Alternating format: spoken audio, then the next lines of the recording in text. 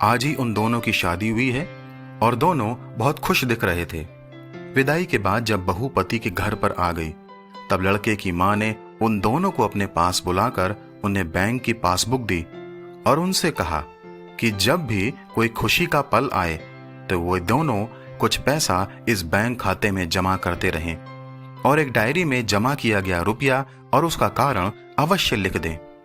बेटे और बहू को मां की यह बात बहुत पसंद आई और दोनों ने वैसा ही करना आरंभ कर दिया।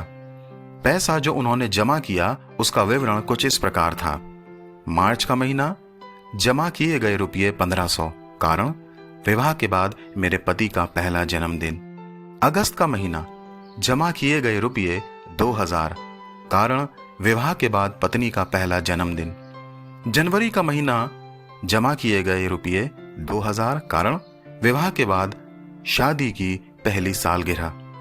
इस तरह बहुत से खुशियों के पल और बैंक में जमा रुपयों का विवरण उस डायरी में दर्ज था।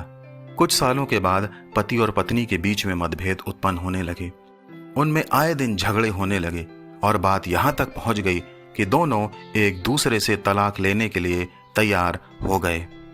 एक दिन पत्नी को साफ सफाई करते हुए वो डायरी मिली जिसमें दोनों पति पत्नी पैसा जमा और उसका विवरण लिखा करते थे।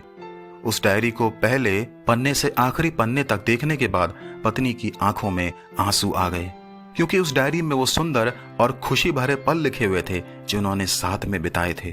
वो अपने आप को रोक न सकी और आंखों में आंसुओं के साथ उसने डायरी को अपने पति को दिया।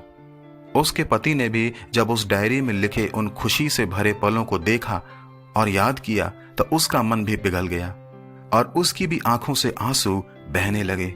उसके बाद दोनों एक दूसरे के गले लगकर खूब रोए और एक दूसरे को उन्होंने क्षमा भी किया और एक दूसरे को वचन दिया कि अब से वे दोनों अपने वैवाहिक जीवन की रक्षा करेंगे और संयम के साथ उसे निभाएंगे।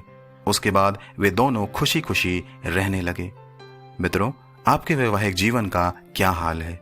पति पत्नी का रिश्ता एक पवित्र रिश्ता होता है जिसका साक्षी खुद परमेश्वर होता है। इसलिए यदि आप दोनों के रिश्तों में कुछ गड़बड़ है तो उसे आज ही सुधार लें। उन सुंदर और खुशियों भरे पलों को याद करें जो आपने एक दूसरे के साथ बिताए हैं। बाइबल भी विवाह के विषय में इब्रानियों नामक पुस्तक के अध्याय 13 और पद 4 में कहती है, विवाह सब में आदर की बात समझी जाए।